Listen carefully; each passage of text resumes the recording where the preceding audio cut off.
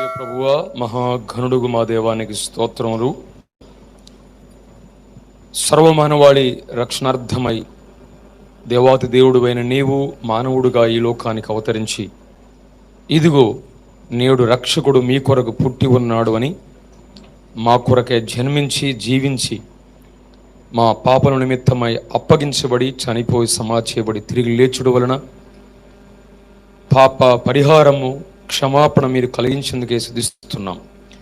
నేను విశ్వాసం ఉంచి కేవలం ఉచితంగా నీతిమంతులుగా తీర్చేందుకే ఘనపరుస్తున్నాం. ప్రభువా, ఇంత గొప్ప రక్షణ పొందిన మేము, ఇశ్రాయేలు నీ భాగ్యం అంత గొప్పది అన్నట్లుగా రక్షించబడిన దేవుని పిల్లలమైన మేము ఎంత భాగ్యవంతులం ప్రభువానికి స్తోత్రములు.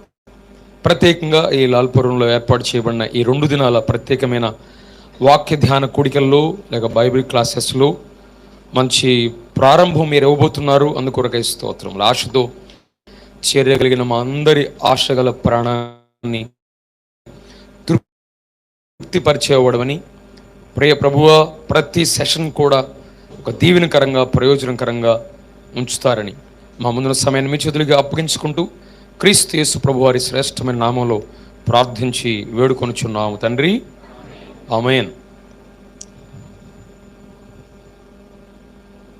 ఈరోజు మనము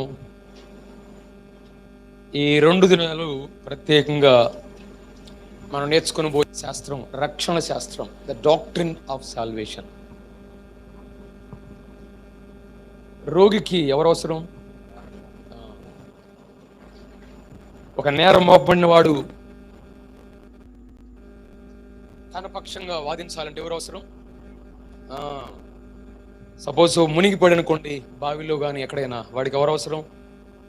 కాపాడేవాడు అవసరం.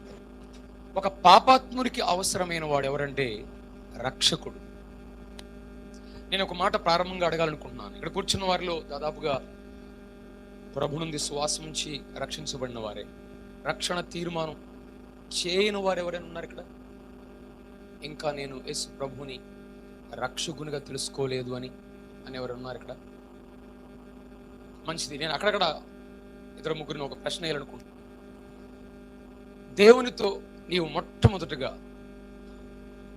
ఏ సంబంధముగా ప్రభుతో నీకు పరిచయం అయింది?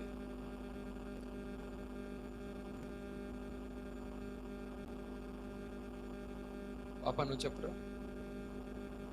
ఎలా యేసు ప్రభుతో మొట్టమొదటిగా ఎలా నువ్వు ఆయన్ని తెలుసుకున్నావు? ఫస్ట్ ఎట్లా ఆయన గురించి విన్నావు? అసలు మొట్టమొదటిగా ఫస్ట్ టైం అంటే ఎలా? చూడండి, మా వాళ్ళకి గొప్ప సహాయం చేస్తున్నాడు ఆయన, లేకపోతే బైబిల్లో నుంచి ఇదిగో ఈ మాట ఆయన గురించి విన్నాను, లేకపోతే నా జీవితంలో ఈ విధంగా ఆయన పరిచయం అయ్యాడు. ఎలా మొట్టమొదటిగా నీకు పరిచయం అయ్యాడు యేసు ప్రభు? అసలు మొట్టమొదటిగా నీకు ఎలా అర్థమయ్యాడు? The first experience.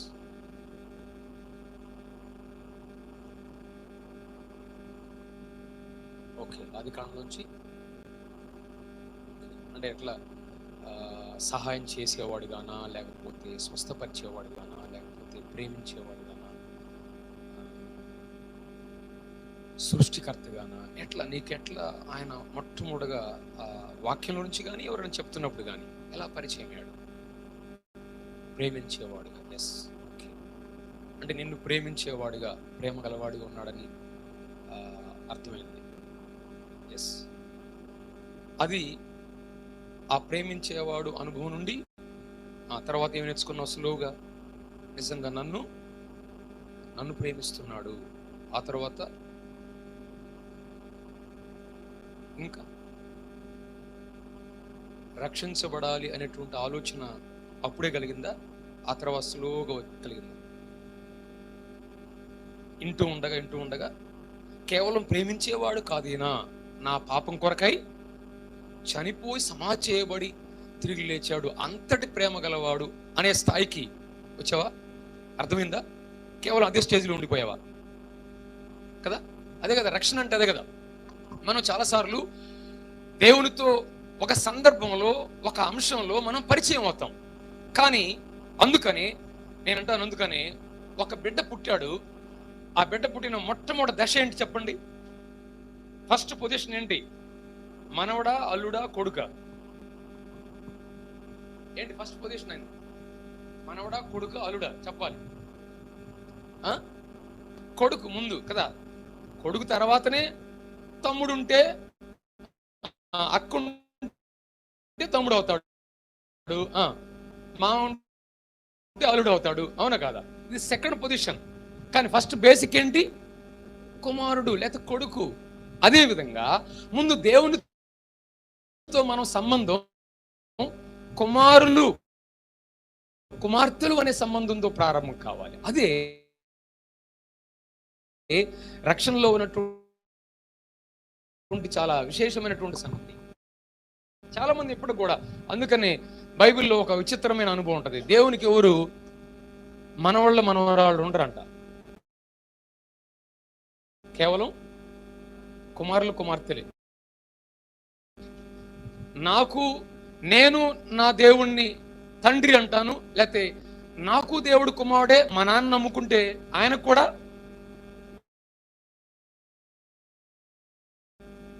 కుమారుడే.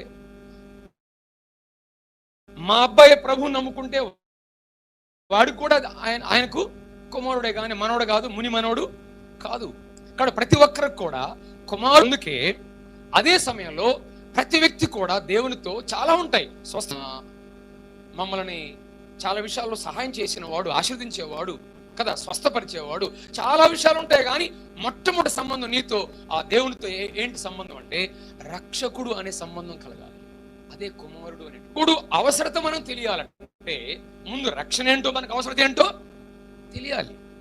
రక్షణ అవసరత నీకు తెలిసిందే వెంటనే ఎవరు అవసరం అవుతారు? అప్పుడు రక్షకుడు ఎవరో నీకు అర్థం అవుతాడు. అందుకని మనకు అర్థమైతే గాని, నాకు ఏది అవసరమో అనేది అర్థమైతే గాని దాన్ని తీర్చగలవాడు ఆయన అని మాత్రమే ఆయన మనకు అర్థం అవుతాడు.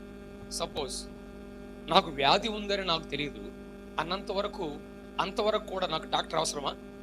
తెలియదు, నాకు అవసరం లేదు అసలు. కానీ వ్యాధిని ఎప్పుడైతే గుర్తిస్తానో వెంటనే నాకు గుర్తు రావాల్సిన ఎవరు? వెంటనే నాకు ఎవరు అవసరం? డాక్టర్. అదేవిధంగా నా పాపాన్ని ఎప్పుడైతే నేను గుర్తిస్తానో అప్పుడు మాత్రమే రక్షకుడు అవసరం. ఎందుకంటే ఒక ఆయన అన్నట్టుగా యేసు ప్రభు వారి లోకానికి ఆర్థికవేత్తగా రాలేదు. ఎందుకు? లోకంలో ఉన్నది ఆర్థిక సమస్య కాదు. ఒకవేళ ఆనందం కావాలి, సంతోషం కావాలి అనేటువంటి సమస్య ఈ లోకంలో లేరు. ఎందుకంటే ఆయన కమెడియన్గా రావచ్చు, కానీ అది కాదు సమస్య. ఏంటంటే ప్రధానమైన సమస్య ప్రపంచంలో ఉన్నది పాప సమస్య. ఏం సమస్య? ఇవన్నిటి కూడా మూల కారణం ఏంటి? పాపం. ఆ పాప సమస్యకు పరిష్కారంగా కావాల్సింది స్వస్థపరిచేవాడు కాదు, ఆశీర్వదించేవాడు కాదు, అన్ని కలిసి వచ్చేటట్టు చేసేవాడు కాదు, చదువుల్లో ఉద్యోగాలు ఇచ్చేవాడు కాదు. ఆయన రక్షకుడిగా పరిచయం కావాలి. అదే మొట్టమొదటి దేవునితో ఉన్నటువంటి మొట్టమొదటి సంబంధం. అందుకనే 12వ కీర్తన 5వ చరణం చూడండి. 12వ కీర్తన 5వ చరణం. 12వ కీర్తన 5వ వచనం చూడండి.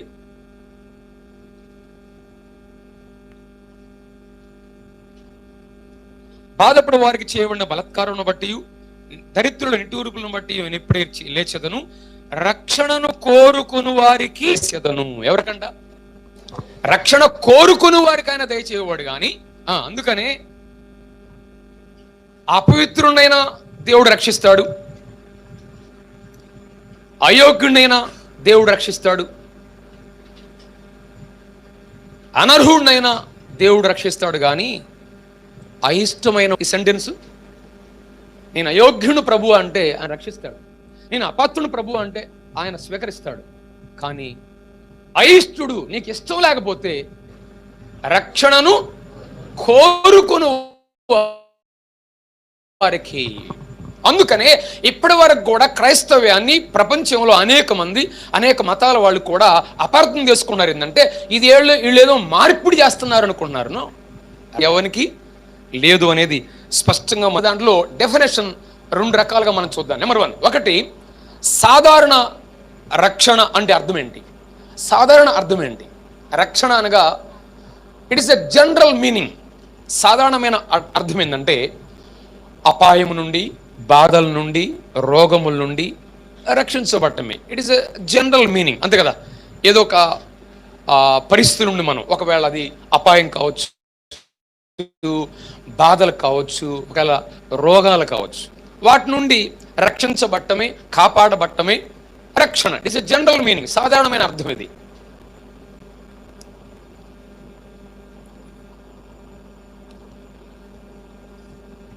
ఈ సాధారణమైన అర్థంలో ఒక మాట మాత్రం మనం గమనించాలి. సపోజ్ ఒక వ్యక్తి అపాయాల నుంచి కాపాడాడు, ఒక బావిలో పడ్డాడు, వాడిని కాపాడారు, బయటికి తీశారు. తీసిన తర్వాత ఏం చేస్తాడు? ఆయన ఇంటికి తీసుకెళ్తాడా? వాడి దారిని వాడు వదిలిపెడతాడా? చెప్పండి. కాపాడు కాబట్టి వాడి ఇంటికి వాడు వెళ్ళిపోతాడు. అందరితో ముగించబడింది అది.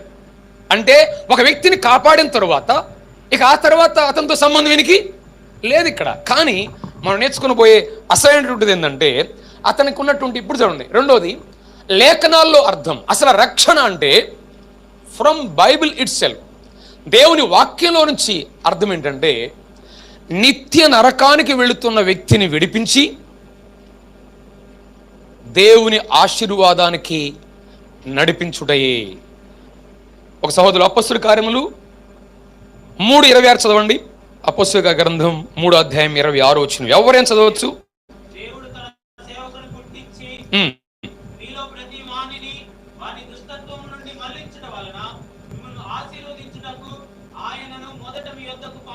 చూసారా, మిమ్మును ఆశీర్వదించుడు కన్నాడు. ఆశీర్వదించుడు కంటే అక్కడ ఏంటో చెప్పబడింది చూడండి. ఆశీర్వాదం అంటే ఏ ఆశీర్వాదం అది? దుష్టత్వము నుండి మళ్ళించబోటే ఆశీర్వాదము. ఏది ఆశీర్వాదం? ఈ రోజుల్లో ఉన్న ఆశీర్వాదం అనే పదానికి అర్థం ఏంటి చెప్పండి. మేము దేవుని నమ్ముకోవడం వల్ల బాగా ఆశీర్వదించబడ్డామండి, అసలు ఆయన మాకు అన్ని కలిసి చేశాడండి అంటున్నాం కదా మనం. ఆశీర్వాదాల సువార్త, ఆశీర్వాదం కొరకైనా దేవుని దగ్గర రావడం, అది కాదు ఇక్కడ. నిజమైన ఆశీర్వాదం ఏంటి చెప్తున్నాడు చూడండి. నిత్య నరకానికి వెళుతున్న వ్యక్తిని విడిపించి దేవుని ఆశీర్వాదానికి నడిపించడమే నిజమైనటువంటి ఆశీర్వాదం. అదే బైబిల్లో స్పష్టంగా అపొస్తలుల కార్యం 3 అక్కడ రాయబడింది. ఆయనని లోకానికి పంపడం, ప్రభు అయిన యేసుక్రీస్తు వారి లోకానికి పంపడానికి ప్రధానమైన కారణము ఆయన ఆశీర్వదించడానికి మనల్ని. ఏంటి ఆశీర్వాదం అంటే? నిత్య నరకానికి వెళుతున్న వ్యక్తిని విడిపించడం దేవుని ఆశీర్వాదానికి. అక్కడే ఇంకొక వచనం కూడా చదువుతాం. తిమోతి 2వ పత్రిక 4:18 కూడా చూడండి. తిమోతి రాసుకోండి, 4:18. ప్రభు ప్రతి దుష్కార్యము నుండి నన్ను తప్పించి తన పరలోక రాజ్యమునకు చేరునట్లు. ఇది రక్షణ అంటే. ఇంతకు ముందు సాధారణ రక్షణ అంటే అర్థం ఏం తెలుసుకున్నాం.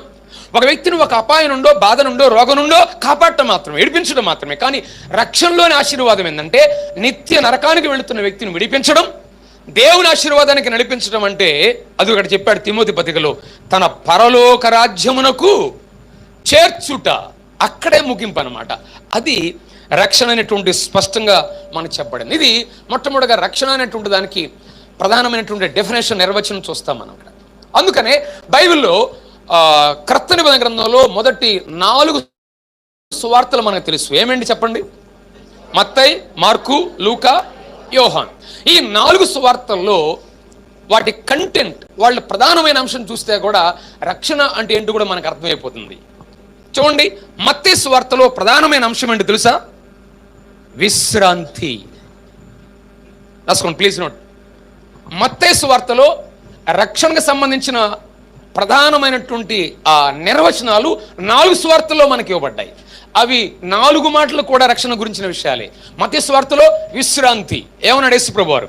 ప్రయాసపడి భారం మోసుకునిచున్న సమస్తమైన జనులారా నా యొద్దకు రండి, నేను మీకు విశ్రాంతి కలుగు చేతును. ఎందుకంటే మత్తయి సువార్తికుని యొక్క ప్రధానమైన అంశం ఏంటంటే ఆనాడు అనేక మంది మతంలో ఉండి మత సంబంధమైన భారాలు, బరువులు, ప్రయాసలు, ప్రయత్నాలు ఎన్నో చేస్తుంటే వారు ఇంకా బరువులు మోపుతున్నారే కానీ వారిని తేలిక చేయట్లేదు. అందుకు ప్రభువారు అన్నాడు, మీ మత సంబంధమైన భారాలు చిక్కులు కాదయా, రండి నేను మీకు విశ్రాంతినిస్తాను అనేది. నెంబర్ 2, మార్క్స్ వార్తలో ప్రధానమైన అంశం ఏంటి? విమోచన. విమోచన విమోచన అంటే యేసుప్రభువు వారు చెప్పాడు మార్కు సువార్త 10:45, మనిషి కుమారుడు పరిచారము చేయించుడు రాలేదు గాని పరిచారము చేయుటకును అనేకులకు విమోచన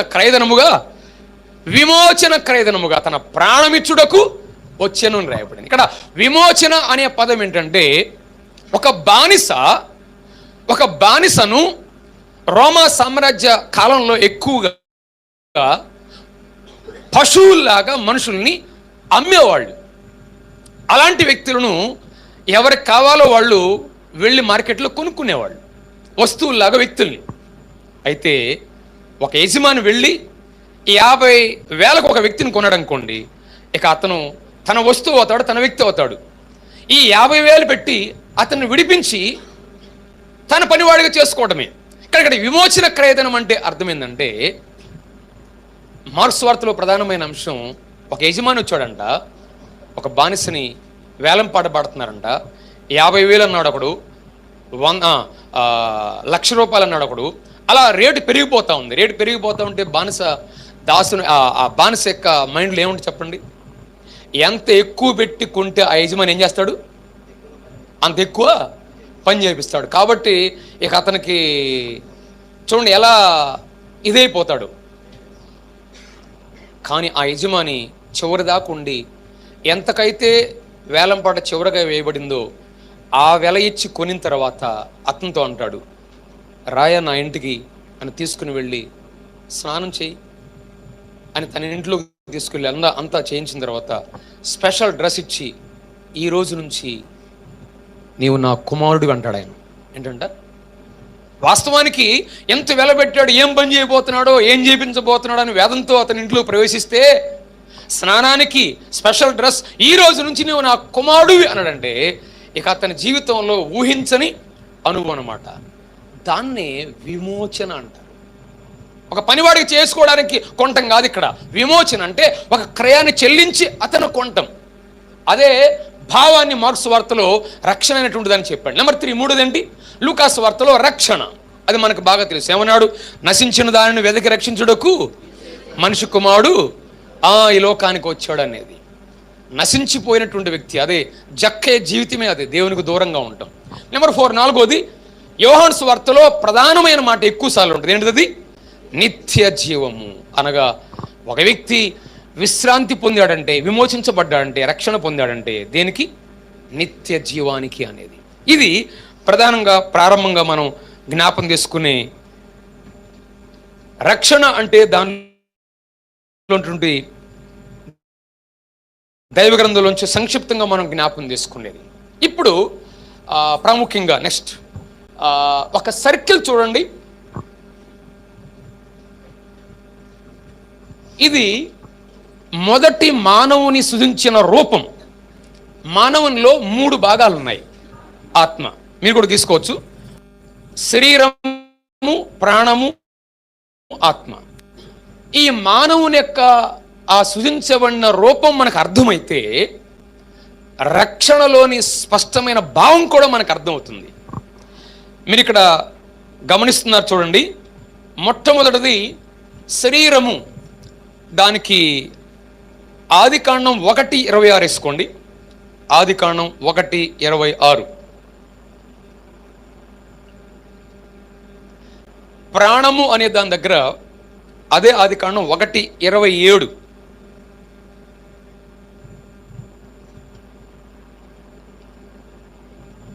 మూడవది ఆత్మ అనే సర్కిల్లో ఆదికాండం 2:7. ఆదికాండం 2:7. ఇప్పుడు చూడండి, మొదటి దాని దగ్గర మొదటి అధ్యాయం 26 వచ్చిన అన్నాడు, నరులను చేయుదము. ఇదే శరీర సంబంధం, అంటే శరీరానికి సంబంధించిన పదం అది. 1:27లో సృజించాను అన్నాడు. సృజించాను. ఆదికాండం 2:7 అయితే మధ్యలో ఆత్మ అనేటువంటి సందర్భంలో ఆయన నిర్మించాను అన్నాడు 2:7. ఇవన్నీ మీ మనసులో అర్థం కాకపోయినా అలా ఉంచండి.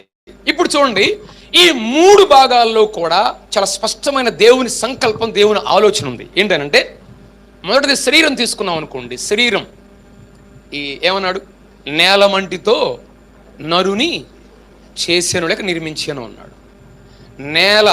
నేల మట్టితో చేయబడింది శరీరం కనుక, అందుకనే ఈ భూమికి మనకి చాలా సంబంధం ఎక్కువ ఉంటుంది.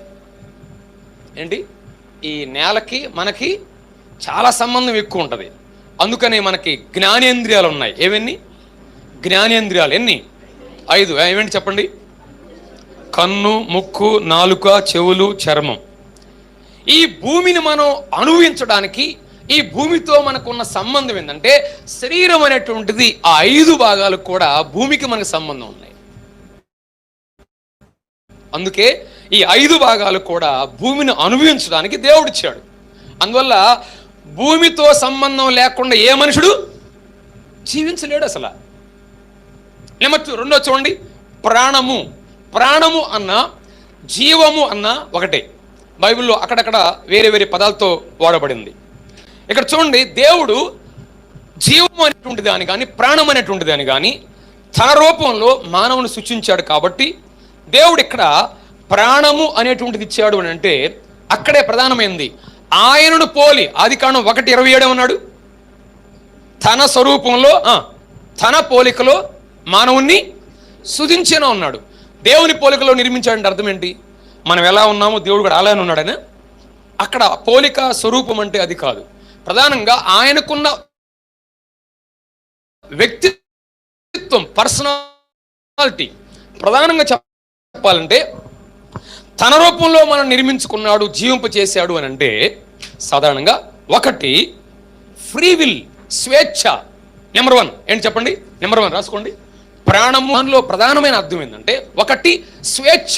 దాన్ని ఫ్రీ విల్ అంటారు. అంటే నిర్ణయించుకునే ఆ స్వేచ్ఛ ఎవరికి ఉంది? మానవునికి ఉంది.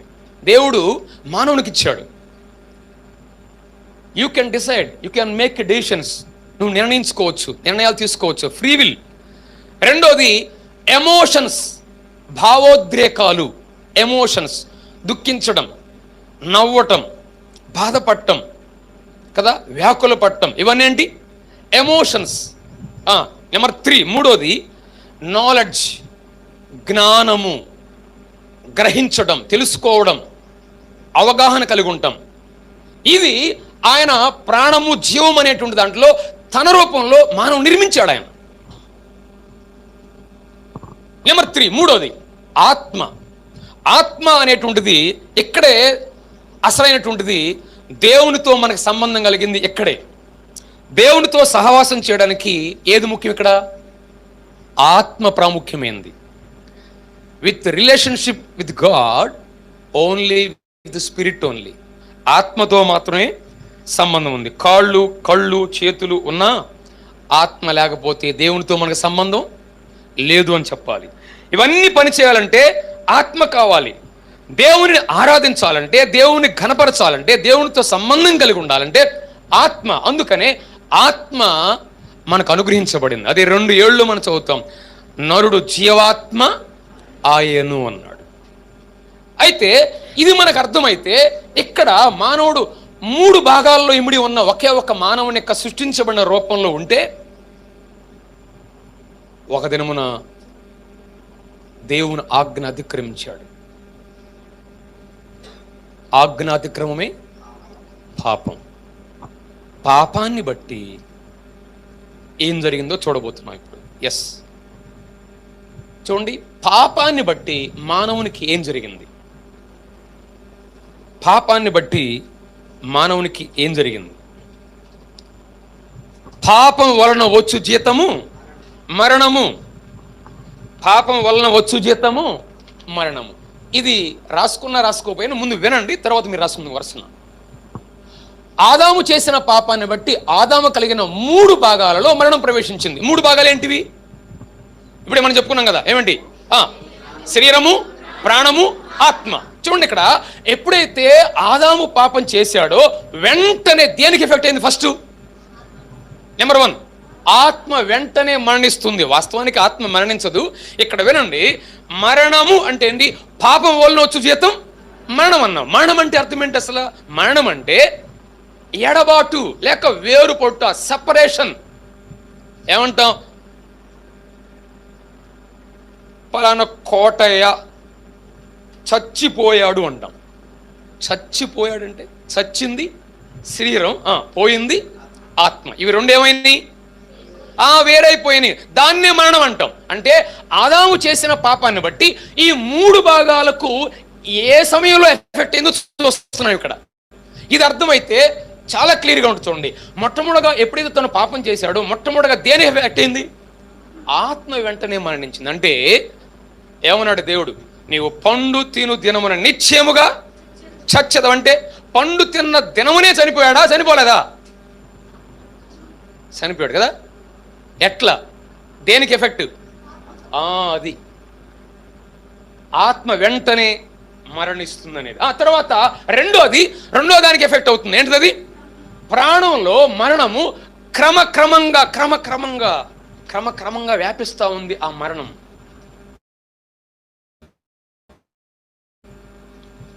అది గ్రాడ్యువల్లీ. నెంబర్ 3, శరీరంలో కూడా మరణం ప్రవేశించింది. కాని అనే పదం కాదు, కానీ ఆదాము 930 సంవత్సరాలు బ్రతికాడు. అంటే శరీరానికి ఎఫెక్ట్ అయ్యేసరికి ఎన్ని సంవత్సరాలు పట్టింది? 930 సంవత్సరాలు పట్టింది. ఆదాము ఎన్ని సంవత్సరాలు బ్రతికాడు? 930 సంవత్సరాలు, అంతే కదా. అంటే ఒక పాపము అనేటువంటిది ఈ మనిషిలో ఉన్నటువంటి మూడు భాగాల్లో ఎక్కడ మొదట ప్రభావితం అయింది చెప్పాలి? ఆత్మ. అది దేవునికి దూరం అయ్యాడు. రెండోది ప్రాణంలో క్రమక్రమంగా అది వ్యాపిస్తూ ఉంది తనలో. మూడవది శరీరంలో కొన్ని ఏండ్ల తరువాత ఆదాము చనిపోయాడు అన్నారు. అప్పుడు మాత్రమే మనకు అర్థమైంది ఏమని? ఆదాము చచ్చిపోయాడని. కానీ వాస్తవానికి దేవుని ఆలోచనలో ఎప్పుడు చనిపోయాడు అసలు? ఆత్మ. అంటే పాపం చేసినప్పుడే దేవునికి దూరం అయ్యాడు అనేది మనకు అర్థమవుతుంది. అంటే మరణ సమయంలో మానవునిలో ఆత్మ ప్రాణము శరీరంలో ఎలా ప్రవేశించిందో ఆశ్చర్యమైన సంగతి ఏంటంటే, ఒక వ్యక్తి యేసు ప్రభు యొద్దకు వచ్చి ఆయనందు విశ్వాసం ఉంచి రక్షించబడిన క్షణంలో ఆ గడియలో కూడా ఇదే ప్రాసెస్లో ప్రభావితం అవుతుంది. అర్థమైంది నేను చెప్పేది? మళ్ళా చెప్తున్నాను. ఒక వ్యక్తి యేసు ప్రభు నందు విశ్వాసం ఉంచినప్పుడు ఇదే విధానంలో మొట్టమొదట ప్రభావితం అవుతుంది. మొట్టమొదటి ఏంటి చెప్పండి? ఒక వ్యక్తి నెక్స్ట్ చూడండి, ఇప్పుడు ఒక వ్యక్తి దేవుని విశ్వాసం ఉంచినప్పుడు నెంబర్ 3 చూడండి, యేసు ప్రభువును నమ్ముకున్న వెంటనే మొట్టమొదటి దేనికి ఎఫెక్ట్? మానవుని ఆత్మకు ఏం కలిగింది? నిత్య జీవం. రాసుకోండి. ఒక వ్యక్తి ప్రభు అయిన క్రీస్తు యేసునందు విశ్వాసం ఉంచిన ఆ క్షణంలో, ఆ గడియలో తన ఆత్మకు నిత్య జీవాన్ని కలిగింది. నిత్య జీవాన్ని కలిగిస్తాడు ఆయన. నెంబర్ 2, రెండోది మానవుని మనస్సులో, అంటే తన ప్రాణంలో జీవము అనేటువంటిది క్రమక్రమంగా ప్రభు మనలో తీసుకొస్తాడు. ఆయన టార్గెట్ ఏంటంటే ఆయన స్వరూపంలోనికి మార్చబడతాము. అదే నూతన జీవం. ఎవ్రీడే ఎలా ఉంటుంది? New life, newness. అందుకే మనం ప్రతి దినం కూడా దేవునితో తాజాగా ఉంటాం, న్యూగా ఉంటాం. ఎలాగది? ప్రార్థన ద్వారా, వాక్యం చదవటం ద్వారా, సహవాసం చేయడం ద్వారా, దేవుని ఆరాధించడం ద్వారా. దినదినం కూడా ఆయన విశ్వాసం ఉంచాం కనుక ఆ జీవం అనేది ఏం చేస్తాడు? ఆయన మనలో నూతనంగా తాజాగా ప్రభు మనతో సహవాసం చేయగలుగుతాం మనం. అది రెండవ ప్రభావితం అయింది. మూడోది ఏంటి? యేసు ప్రభు ఒకరోజు రాబోతున్నాడు. అప్పుడు యేసు ప్రభు తిరిగి వచ్చినప్పుడు మానవుని శరీరానికి ఏమిస్తాడు? సంపూర్ణ జీవం. ఇప్పుడు రెండు మాత్రమే ప్రాసెస్లో ఉన్నాయి. మూడోది ఇంకా జరగలేదు. ఎప్పుడు జరుగుతుంది అది? ప్రభు తిరిగి వచ్చినప్పుడు. అప్పటి వరకు కూడా శరీరంలో అనేక విధాలైనటువంటి బాధలు, మూలుగులు, వేదనలు ఎన్నో మనకు ఉంటాయి. అందుకే రక్షణ అనేటువంటిది మనం ఎవరమో ఎలాంటి వారమో అర్థమైతే కానీ పాపం ఏ విధంగా ప్రభావితమైందో రక్షణ కూడా, జీవం కూడా మన జీవితానికి ఆ విధమైన ప్రభావితం అవుతుందని మనం గుర్తించాలి.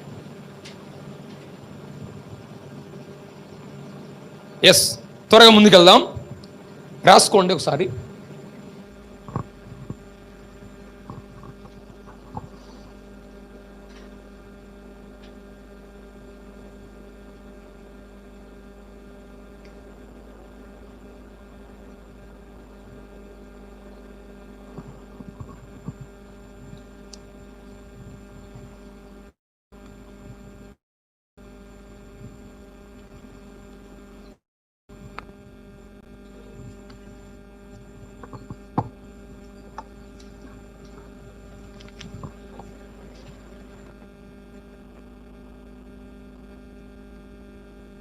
ఓకే, మానవుని యొక్క జీవితాన్ని మనం పరిశీలించినప్పుడు మానవుడు 3 భాగాలుగా ఉన్నాడని మనకు అర్థమైంది. ఇదే విషయాన్ని అపోస్తలుడైన పౌలు తెస్సలోనికీయులకు మొదటి పత్రిక 5వ అధ్యాయం 23 చూడండి. అందరూ చూడండి ఆ రెఫరెన్స్. తెస్సలోనికీయులకు మొదటి పత్రిక 5వ అధ్యాయం 23వ వచనం. 5:23.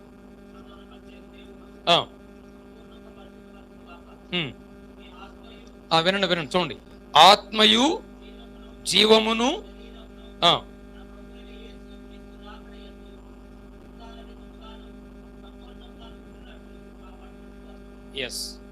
అపోస్తలుడైన పౌలు కూడా ఇక్కడ అదే భావాన్ని జ్ఞాపకం చేస్తున్నాడు. ఆయన వచ్చినప్పుడు మిమ్మల్ని సంపూర్ణులుగా చేస్తాడు అంటే ఈ 3 భాగాలకు ఏ విధమైన ప్రభావితం జరుగుతుందో పౌలు అక్కడ జ్ఞాపకం చేస్తున్నాడు. అంటే మానవుడు, there are 3 parts of human being. దేవుని యొక్క సంకల్పం మానవునిలో 3 భాగాలుగా ఉంటే మానవుని పట్ల దేవునికి ఉన్నటువంటి ప్రణాళిక కూడా చాలా విశేషమైంది. నెంబర్ 1, ఈ మొట్టమొదటిగా మనం చదువుకునేటువంటి ఈ మొదటి అంశంలో గొప్ప రక్షణ. దీనికి మొట్టమొదటి అది ఫస్ట్ చూపించామా? ఎస్ ఇది మనం ఇప్పటి వరకు రాసుకున్న పైన హెడ్డింగ్ లో ఇది రాసుకోండి. ఫస్ట్ గొప్ప రక్షణ నెంబర్ 1 ఏంటి? రోమన్ నెంబర్ 1 గొప్ప రక్షణ. ప్రతి లెసన్ కూడా మనకు అర్థమయ్యే విషయంలో ఒక హెడ్డింగ్ తీసుకొచ్చాం. దాన్ని బట్టి మనం ఈజీగా అర్థం చేసుకుంటాం. గొప్ప రక్షణ. ఇప్పుడు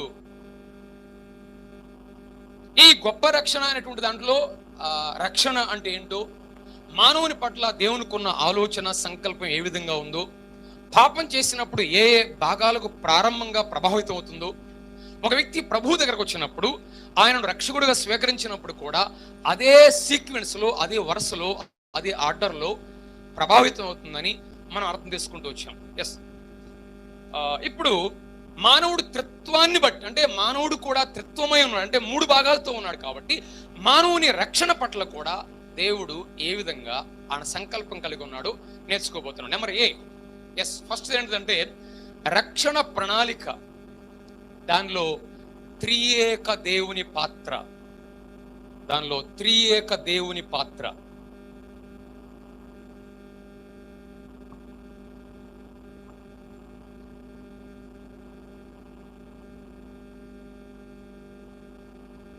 నెంబర్ 2, రక్షణ ప్రాధాన్యత.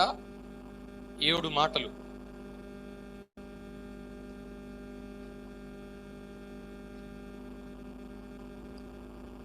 ఇక్కడ వినండి. ఫస్ట్ది రక్షణ ప్రణాళిక. మనిషి త్రిత్వం అన్నాడు, 3 భాగాలతో ఉన్నాడు. ఆయన ఆ మనిషికి లేక మానవునికి రక్షణ సంకల్పంలో కూడా త్రిత్వమై ఉన్న దేవుని సంకల్పం ఉందంటే ఎంత అద్భుతమైన సంగతి. ఈ విషయాన్ని మనకి 2 పుస్తకాల్లో చాలా స్పష్టంగా కనబడుతుంటది. చాలా ఆశ్చర్యం. ఒకే వచనంలో 3 వ్యక్తులు కనబడతారు మనకి. చదవండి దయచేసి, ప్లీజ్ నోట్ చేసుకోవచ్చు. పేతురు మొదటి పత్రిక 1వ అధ్యాయం 1-2 వచనాలు. పేతురు మొదటి పత్రిక 1వ అధ్యాయం 1-2 వచనాలు.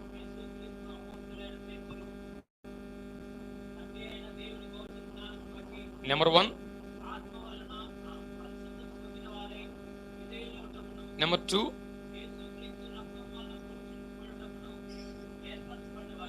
నెంబర్ 3. చూసారా, 3 కార్యాలు ఏంటో అక్కడ చెప్పబడ్డాయి. తండ్రి అయిన దేవుడు, తండ్రి ఆయన సంకల్పం. రెండోది ఇక్కడ పరిశుద్ధాత్మ యొక్క ఆయనకు లోబట్టం, అంటే ఆయన ప్రేరేపించగా, ఆయన మనకు ప్రకటించగా, ఆయన మనతో మాట్లాడగా, మనల్ని ప్రేరేపించగా మనం లోబడ్డాం, విధేయులమయ్యాం. ఆ తర్వాత ముఖ్యమైనదని చెప్పాడు, యేసు క్రీస్తు రక్తం వలన మీరు ప్రోక్షించబడ్డారు అని. అంటే ఒక వ్యక్తి రక్షించబడటానికి త్రియేక దేవుని యొక్క ప్రణాళిక ఎంత దాగి ఉందో ఒకే వచనంలో చెప్తాడు యాకోబు. పేతురు మాత్రమే కాదు, పౌలు కూడా చెప్తున్నాడు. చూడండి, ఎఫెసీ పత్రిక 2వ అధ్యాయం 18 చదవండి. ఎఫెసీ 2:18. ప్లీజ్ నోట్, రాసుకోండి ముందు. ఆయన ద్వారానే మనము ఉభయులము ఒక్క ఆత్మ యందే తండ్రి సన్నిధికి చేరగలిగి ఉన్నాము. చూసారా, ఆయన ద్వారానే. ఆయన ఎవరు? యేసు ప్రభువారు. ఒక్క ఆత్మ యందే ఎవరైనా? పరిశుద్ధాత్మ. 3 తండ్రి సన్నిధికి చేరగలిగి ఉన్నాము. తండ్రి అనగా ఎఫెసీ పత్రికలో 2వ అధ్యాయంలో మీరు కృపచేతనే రక్షించబడి ఉన్నారు అంటూ పౌలు ఇక్కడ చివరిలో చెప్తున్నాడు. త్రియేక దేవుని యొక్క ప్రణాళిక పని ఉందో జ్ఞాపకం చేస్తున్నాడు. అందుకనే నేను ఎలా చెప్పాలనుకుంటున్నాను, ముగ్గురు యొక్క ఆ ప్రణాళికలో ఏమేమి కార్యాలు ఉండే చెప్తున్నాడు. చూడండి, తండ్రి ప్రణాళిక ఉంది, కుమారుని పరిపూర్ణం ఉంది, పరిశుద్ధాత్మ ప్రకటన ఉంది. ఈ 3 మాటల పైన మీరు ఏమి రాసుకుంటారంటే రక్షణ విషయంలో అని రాసుకోండి. రక్షణ విషయంలో ఈ 3 మాటల పైన రక్షణ విషయంలో తండ్రి ప్రణాళిక, కుమారుని పరిపూర్ణం, పరిశుద్ధాత్ముని ప్రకటన. చూడండి, నిజంగా మొట్టమొదటిగా తండ్రి ప్రణాళిక చేశాడు. The father plan. ఆయన ఒక ప్రణాళిక చేశాడు. ఆయన ప్రణాళిక ఎలాంటి ప్రణాళిక అంటే మనం దైవ గ్రంథంలో అక్కడక్కడ మనం చూడొచ్చు. మొట్టమొదటి దానికి 1-2 రెఫరెన్సెస్ రాసుకోండి. రోమాపత్రిక 8వ అధ్యాయం 29-30. రోమాపత్రిక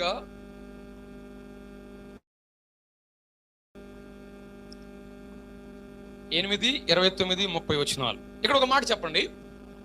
తండ్రి ప్రణాళిక చేశాడు, కానీ కుమారుడు ఏం చేశాడు? దాన్ని పరిపూర్ణం చేశాడు. ఆయన చనిపోవడం వలన మన రక్షణ కార్యాన్ని యేసు ప్రభువు వారు కలువరి శిలువలో పలికిన చివరి మాట ఏంటి? సమాప్తమైంది. ఏంటి సమాప్తమైంది? ఎస్, రక్షణ కార్యము అనేది మన కొరకు ఆయన పూర్తి చేశాడు, సంపూర్ణం చేశాడు. ఇట్ ఈస్ ఫినిష్డ్ అన్నాడు. ఐ యామ్ ఫినిష్డ్ కాదు అని అంది. నేను అయిపోయానని కాదు అని అంది. ఏమన్నాడు? సమాప్తమైంది అంటే సర్వయుగాలలో ప్రవచించబడింది, ప్రకటించబడింది. అది కూడా అది అనేకమైన బలులు, అర్పణలు జరుగుతూ వచ్చాయి కానీ అక్కడ సంపూర్ణ సిద్ధి కలగలేదు. కానీ యేసు ప్రభు చనిపోయి తిరిగి లేచుడు వలన రక్షణ కార్యము సిద్ధపరచబడింది, సంపూర్ణమైంది ఆయన ద్వారా. అయితే పరిశుద్ధాత్మ పనేంటి? ప్రకటించడం. యోహాను సువార్త 16:8 పాపమును గురించి, నీతిని గురించి, తీర్పును గురించి ఒప్పింప చేసేవాడు. ఒక దేవుని వర్తమానం మనం వింటుంటే పరిశుద్ధాత్మ దేవుడు ఏం చేస్తాడు? ఆయన ఒప్పిస్తాడు, మనల్ని అవగాహన కలిగిస్తాడు. నీవు పాపివి కాదా అని గ్రహింపు చేస్తాడు. ఇవన్నీ చేసేది నేటి ప్రధానమైనటువంటిది కార్యం ఏంటి? పరిశుద్ధాత్మ ప్రకటన. చూడండి, ఒక రక్షణ కార్యంలో త్రియేక దేవుని యొక్క ప్రణాళిక ఎంత అద్భుతంగా ఉందో చూడండి. తండ్రి ప్రణాళిక చేశాడు. దానికి రెఫరెన్స్ రాసుకున్నారా? 8 రోమపత్రిక 29-30. దాంట్లో ఏం చదువుతాం ఎక్కువగా మనం? ముందుగా ఎవరిని ఎరిగను, ముందుగా ఎవరిని సంకల్పించాను, ముందుగా ఎవరిని ఎన్నుకొనను, ఎవరిని పిలిచాను కదా. అంటే ఇదంతా తండ్రి ప్రణాళిక. ఎరిగి ఉండడం, సంకల్పించడం, ఎన్నుకోవడం, పిలవడం, ఇవన్నీ ఏంటి? తండ్రి యొక్క ప్రణాళిక. The plan of father God. తండ్రి అయిన దేవుని యొక్క ప్రణాళిక. నెంబర్ 2, రెండోది ఏంటి? కుమారుని పరిపూర్ణం. రాసుకోండి, దానికి కూడా రెఫరెన్స్ మార్క్స్ వార్త 14:21. మార్క్స్ వార్త 14:21. గలతీ పత్రిక 4:4.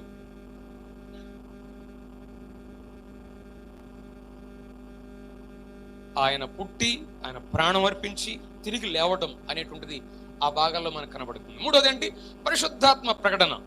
దానికి స్పష్టంగా రాసుకోండి. యోహాను సువార్త 16వ అధ్యాయము 7-11. యోహాను సువార్త 16వ అధ్యాయం 7-11. అదే యోహాను సువార్త 3:3-7. ఆయన ప్రకటింప చేయడం, ఆయన ఒప్పింప చేయడం, నూతన జన్మ కలిగించడం, పరిశుద్ధులుగా చేయడం, ఇవన్నీ ఎవరి పని? పరిశుద్ధాత్మ యొక్క ప్రత్యేకమైన ప్రణాళిక, ఆయన ఆలోచన, ఆయన యొక్క పరిచర్య. ఇది ఇంతగా నేను ముగిస్తున్నాను ఈ సమయంలో ఈ సెషను. ఇంతగా ఒక మానవుడు పాపానికి లోను కాగా ఇన్ని భాగాలకు ప్రభావితుడై నిత్యనాశానికి వెళ్ళవలసిన వాడు. కానీ తండ్రి దేవుని త్రియేక దేవుడు ఎంతగా ప్రణాళిక వేశాడంటే, తండ్రి ప్రణాళిక చేశాడు, కుమారుడు పరిపూర్ణం చేస్తున్నాడు, పరిశుద్ధాత్ముడు ప్రకటింప చేస్తున్నాడంటే ఇంత ప్రణాళిక, ద ఎటర్నల్ ప్లాన్, ఒక నిత్య సంకల్పం ఉంటుందని. ఇలాంటి ప్రణాళిక కలిగి ఉన్నాడు అంటే ఏంటి? దీని వెనక ఉన్నటువంటి ప్రేరణ ఆయనకి, దీని వెనక ఏంటి అసలు ఆయనకి ఉన్నది? ఏముంది ఆయనకి మనుషుని పట్ల ఎంత కార్యం చేయడానికి? అందుకని మనం పాడతాం, ఎంత ప్రేమ ఎంత దయా యేసయ్యా నీకు ఇంత.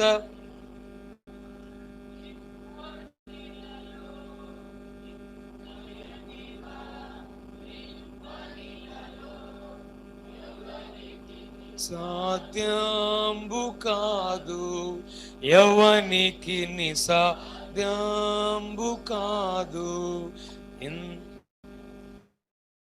యుచు భక్త పాలక ప్రస్తుతింతు నీ నామమును. ఎందుకింత ఆయన ఆలోచన అంటే, రక్షణ మానవుని పట్ల ఎంతగా ప్రణాళిక వేయడం ఏంకో ప్రేరణ. దేర్ ఆర్ 3 things, 3 ప్రధానమైన విషయాలు. నెంబర్ 1 చెప్పండి, దేవుని ప్రేమ. అసలు ఎంత ప్రణాళిక వేయడానికి కారణం ఏంటి? ఫస్ట్ది దేవుని ప్రేమ. ఒక ఆయన అడిగాడంట, దేవుడు ఎంతగా ప్రేమించడానికి కారణం ఏంటి అన్నట్టు. మళ్ళీ ఇంతగా ప్రణాళిక వేయడానికి ఆయన ప్రేమిస్తున్నాడంటే మరి ప్రేమించడానికి కారణం ఏంటి అని అంటే, నేను మంచివాడిని ప్రేమించాడు అంటాం మనం. నేను కొద్దిగా ఆయనకి దగ్గరగా వచ్చానండి, అనుకూలంగా ఉన్నానండి, అందుకని ప్రేమించాడు అంటామా? వినండి. అందుకని బైబిల్లో ఒక మాట చెప్పబడింది, దేవుడు ప్రేమించడానికి కారణము దేవుడు ప్రేమిస్తాడు కనుక ప్రేమించాడంట. అంతే. ఏంటి రీజన్ ఏంటి? అంతే. ఇంకా దేవుడు ప్రేమిస్తాడు కనుక, దేవుడు లోకమును ఎంతో ప్రేమించాను. రెండోది ఏంటి? దేవుని కృప, ద గ్రేస్ ఆఫ్ గాడ్. ఎఫెసీ పత్రిక 2:8 చదువుతాం, మన క్రియల వలన కలిగినది కాదు, ఆయన కృప చేతనే.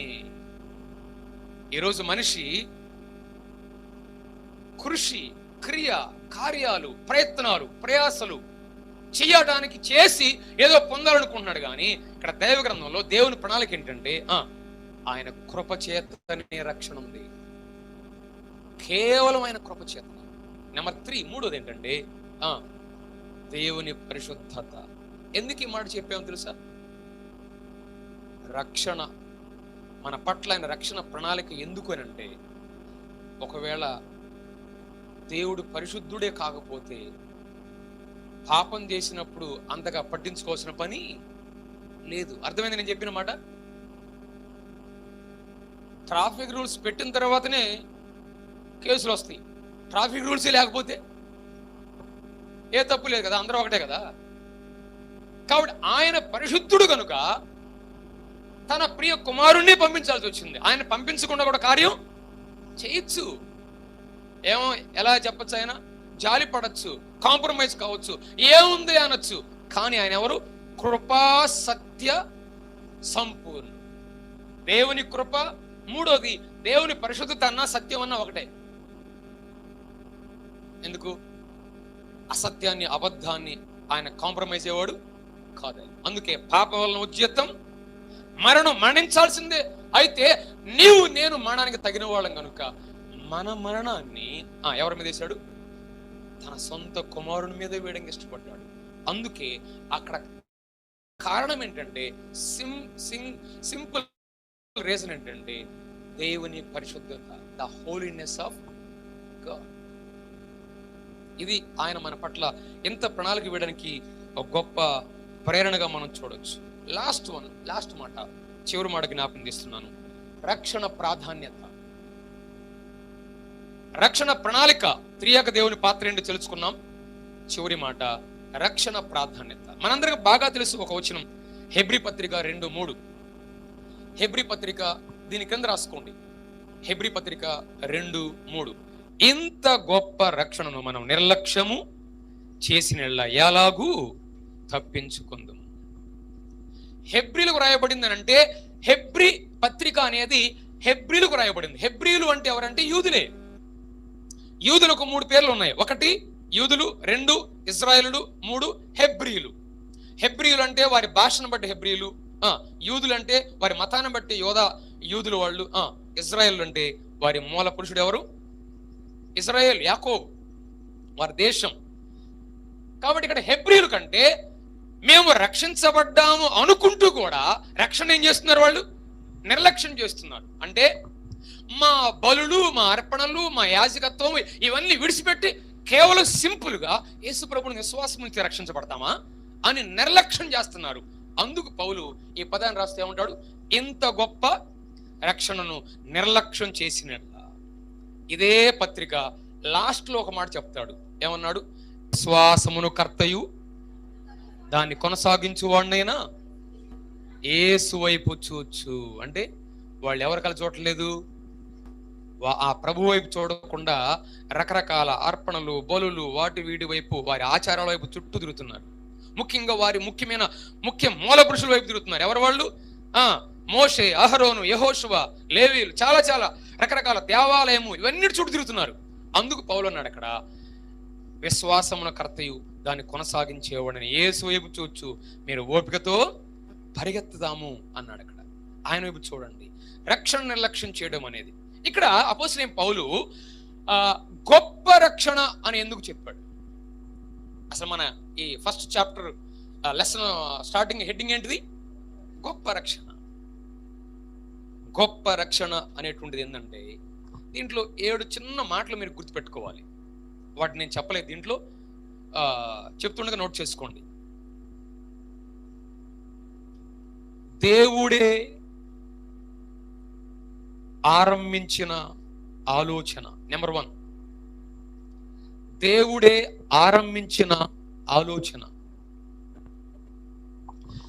ఈ రక్షణ అనేది ఎందుకు గొప్పదంటే, ఆలోచన ఎవరిది? ఇది ఎవరి ఆలోచన కాదు ఇది.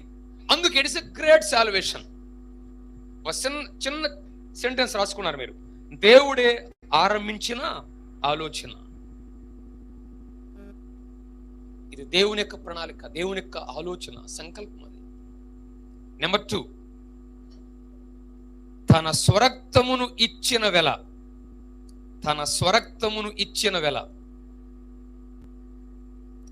ఈ సృష్టిని కలిగించాలంటే దేవుడు తన మాట చేత కలిగించాడు, అవునా కదా? By his breath.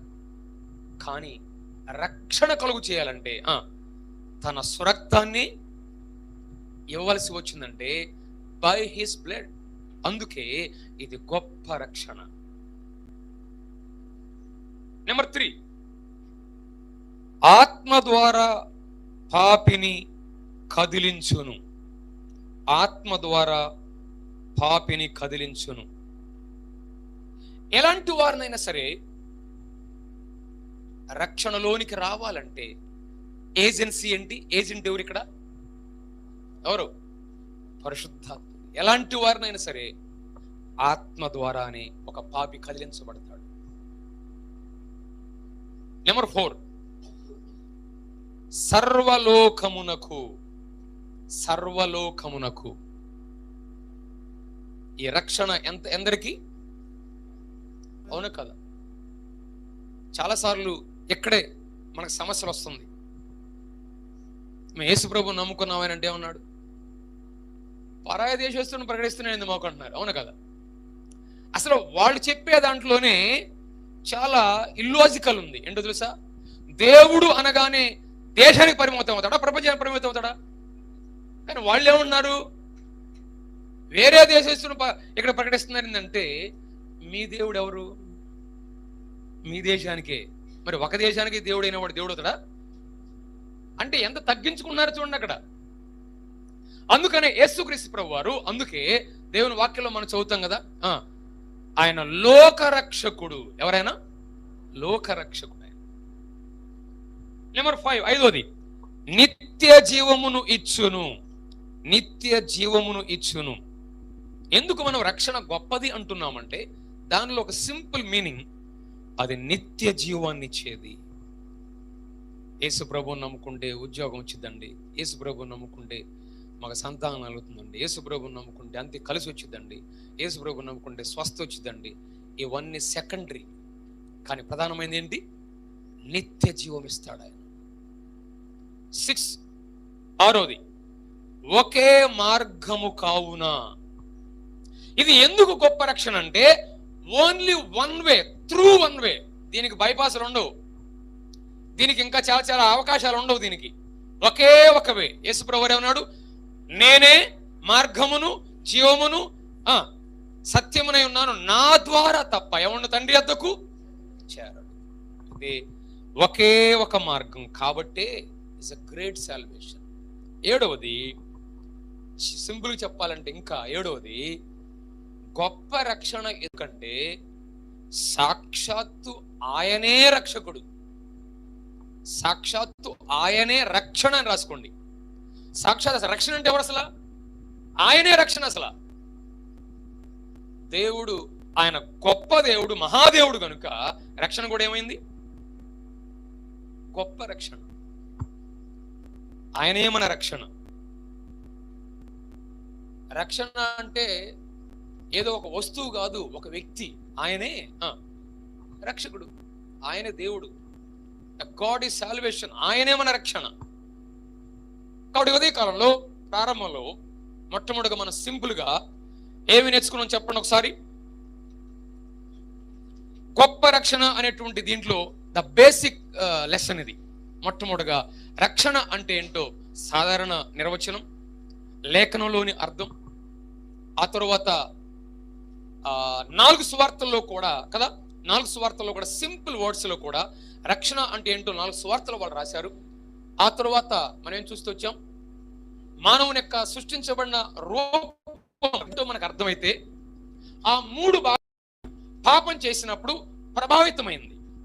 మొదట ఆత్మ, ఆ తర్వాత ప్రాణం, ఆ తర్వాత శరీరానికి ప్రభావితమైనట్టుగా అదే విధంగా ఒక వ్యక్తి ప్రభు దగ్గరకు వచ్చినప్పుడు కూడా, తన పాపాన్ని ఒప్పుకొని ప్రభువుని విశ్వాసం ఉంచినప్పుడు కూడా ఆత్మీయ ఏం కలుగుతుంది? నిత్య జీవం. మనస్సులో లేక ప్రాణంలో ఆయన నూతన జీవం కలిగిస్తాడు. తర్వాత శరీరానికి ఒక రోజు వచ్చినప్పుడు, ఆయన వచ్చినప్పుడు సంపూర్ణ జీవం కలిగిస్తాడని. నెక్స్ట్ దీనిలో ప్రధానంగా మనం ఈ మొట్టమొదటి లెసన్ లో నేర్చుకున్నది రక్షణ ప్రణాళిక. ఆ త్రియేక దేవుని యొక్క పాత్ర ఏంటో, ఎంతో ఉన్నతంగా ఆయన సంకల్పించాడు. త్రియేక దేవుని యొక్క పాత్రలు ఏ విధంగా ఉన్నాయో జ్ఞాపకం చేసుకున్నాం. ఇది రక్షణ యొక్క ప్రాధాన్యత ఏంటో ఒకే ఒక వచనంలో మనం నేర్చుకుంటూ వచ్చాం. ఇంత గొప్ప రక్షణను ఏం చేయాలి, ఏం చేయకూడదు? మనం నిర్లక్ష్యము చేస్తే మనం తప్పించుకోలేమనేది. ఈ ఉదయకాలం చేరువచ్చిన మీలో ఇంకెవరైనా సరే, బయట ఉన్న ఇక్కడున్న యవనస్తులని ఎవరైనా సరే, ఇంత గొప్ప రక్షణను మనం నిర్లక్ష్యము చేసినలా రాబోయే తీర్పు నుండి తప్పించుకోలేము. ఇదిగో ఇదే మిక్కిలి అనుకూలమైన సమయం, ఇదే రక్షణ దినం. రక్షణను గురించిన వివరణమైన క్లాసులు జరగచ్చు, కానీ నీకు రక్షణ లేకపోతే ప్రయోజనం లేదు. ఒక ఆయన సంవత్సరం అంతా దున్నుతాడంట, కానీ విత్తనాలు మాత్రం వేడంట. అంటే ఏంటి? దానిలో ప్రయోజనం ఉందా? నో. గజెతగాడే నీళ్ళు లేని బావిలో పడిపోయాడంట. ఎలా ఉంటుంది? అందుకనే ఇదిగో ఇది మిక్కిలి అనుకూలమైన సమయం, ఇది రక్షణ దినం. ఒకవేళ ఆ రక్షణ గురించి ఇంకా మరిన్ని స్పష్టమైన విషయాలు మనం నేర్చుకోబోతున్నాం. Is the basic. ఈ మాటలు ప్రభు మన కొరకై దీవించి ఆశీర్వదించును గాక. ఆమేన్.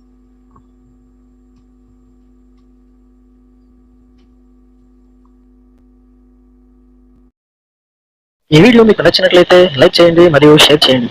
సబ్స్క్రైబ్ చేయడం మాత్రం మర్చిపోకండి. సబ్స్క్రైబ్ బటన్ పక్కనే ఉన్నటువంటి గంట సింబల్ కూడా మీరు నొక్కండి. అప్పుడు మాత్రమే మేము అప్లోడ్ చేసే ప్రతి కొత్త వీడియో నోటిఫికేషన్ ద్వారా మీకు అందుతుంది. Thank you for watching.